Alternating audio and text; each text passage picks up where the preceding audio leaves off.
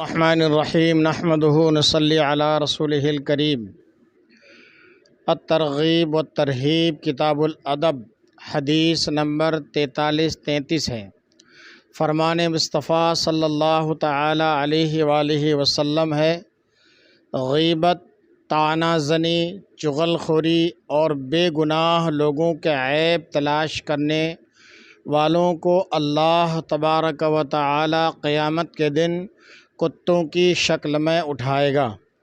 لہٰذا ہمارے معاشرے میں جو بھی بھائی بہن جن کے اندر بھی یہ چغل خوری کی عادت ہے، طعنہ زنی کی عادت ہے، دوسروں کی غیبت کرنے کی عادت ہے، وہ اس حدیث پاک پر اچھی طرح سے غور کریں کہ ایسے لوگوں کو جو غیبت کرتے ہیں اور چغل خوری کرتے ہیں، اللہ تبارک و تعالی ان کو قیامت کے دن کتوں کی شکل میں اٹھائے گا۔